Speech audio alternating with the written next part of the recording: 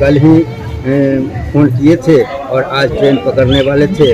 और आज ही सवेर में फ़ोन आता है कि उसके घर में आग लग गई, जिसमें 7 लोगों की मौत हो गई है। सुरेश सहनी पत्नी के साथ साथ 5 बच्चे की भी मौत हो गई है। लड़का के शादी करे वाला टिकट बनेने रहे, उसका चले हमरा निकल के सब चीज।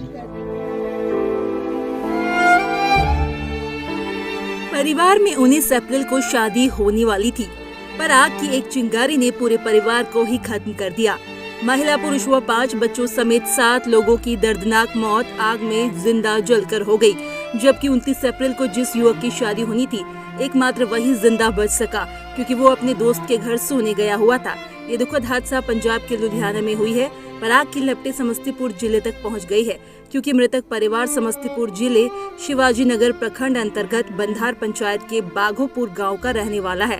मृतक की पहचान 55 वर्षीय सुरेश सहनी, उनकी 52 वर्षीय पत्नी अरुणा देवी, 15 वर्षीय बेटी राखी, 10 वर्षीय बेटी मनीषा, 8 वर्षीय बेटी गीता, 5 वर्षीय बेटी चंदा व 2 साल की बेटी सन्नी के रूप में हुई है। जानकारी के अनुसार राजेश अपने पूरे परिवार के साथ बीते कई वर्ष पहले रोजी रोटी की तलाश में पंजाब गया था, पर गांव से रिश्ता बनाए हुए था। मृतक सुरेश सहनी पिछले महीने ही गांव आया था और अपने बेटे राजेश का रिश्ता तय करके लुधियाना वापस गया था। उनके बेटे की शादी 29 अप्रैल को बेगूसराय जिले के बगरी गांव में होने वाली थी, जिसको लेकर वो पूरे परिवार के साथ बुधवार को समस्तीपुर के लिए ट्रेन पकड़ने वाले थे, लेकिन शायद भगवान को कुछ और ही मंजूर था। एक रात पहले मंगलवार को ये दर्दनाक हादसा हो गया। मृतक सुरेश की चाची कन्या देवी ने बताया कि वे लोग शादी की तैयारी कर रहे थे। बेगूसराय के बकरी की लड़की से शादी तय हुई थी, पर आज दुखद खबर मिली है, जिसके बाद से परिवार समेत पूरे गांव के लोग दुखी है।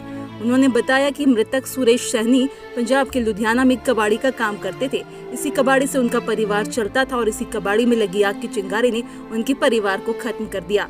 इधर घटना की जानकारी मिलते ही अंचलाधिकारी अरुण कुमार सक्सेना व राजस्व पदाधिकारी प्रिया आर्यानी पीड़ित परिवार के घर पहुंचकर घटना की जानकारी लेते हुए परिवार के लोगों को सरकारी स्तर पर सहायता उपलब्ध कराने की बात कही है। जो घटना के बारे में क्या जानकारी मिली थी, क्या घटना के बारे में जानकारी आप लोग को मिली? कितने दिनों से परिवार बाहर रहता था, क्या जानकारी है? परिवार 20 साल से बाहर रहे, कमाए रहे, वहीं रहे, आवे रहे, शादी ब्याह और पब्लिक बोले आवे रहे, जा रहे, सब चीज गरीब आदमी कमाए रहे, खाए रहे। तब लड़का के शादी करे वाला टिकट बनेने रहे, उसका चले हमरा निकल के सब चीज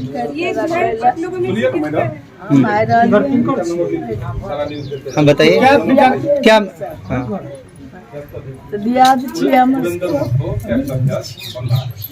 सब आदमी चाहता है।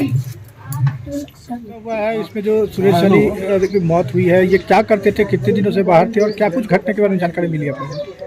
जानकारी यही है कि ये 15 साल पहले यहाँ से घर से बाहर लुधियाना की ओर निकले और वहाँ पर कबाड़ी का काम करते थे। धीरे धीरे वहाँ पर एक दुकान बनाई और उसी दुकान में अपने सारे परिवार के साथ वहाँ जीवन यापन करते रहते थे। और बीच बीच में कभी कभी यहाँ कोई पर्व त्यौहार हुआ तब आते थे और कहीं किसी के इस मोहल्ला में उसके दियाद लोगों का जो शादी विवाह होती थी उसमें आया करते थे। और कल फ़ोन आया था, अपने लोगों के पास एक फ़ोन आया था। उस फ़ोन में कहा तो सुरेश जो हम बड़ा लड़का जो है उसकी शादी बकरी करने जा रहे हैं, तो सभी दियाद लोग एक साथ में रहेंगे और बाराती में चलेंगे और उसकी तैयारी भी बनाए रखेंगे। उसके लिए तो टिकट बना हुआ है, तो कल ही फ़ोन किए थे और आज ट्रेन पकड़ने वाले थे। और आज ही सवेर में फ़ोन आता है कि उसके घर में आग लग गई, जिसमें 7 लोगों की मौत हो गई है। सुरेश सहनी पत्नी के साथ साथ 5 बच्चे की भी मौत हो गई है।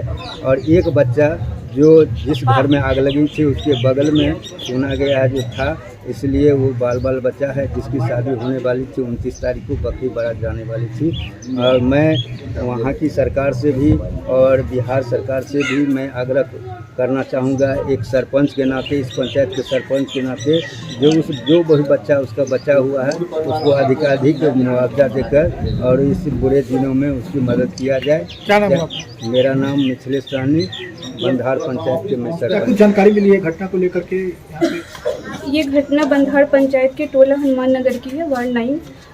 जो जिनका डेथ हुआ है उनका नाम है सुरेश सहनी, उनकी वाइफ का नाम है अरुणा देवी, और 4 लड़की है जिसका नाम है राखी, मनीषा, गीता और चंदा, और उनके पुत्र का नाम है सनी जिसकी उम्र 2 साल है, और एक लड़का जिसका नाम है राजेश कुमार जो 22 साल का है, जिसकी शादी होने वाली थी 29 को, और वो लोग आज यहाँ आने वाले थे।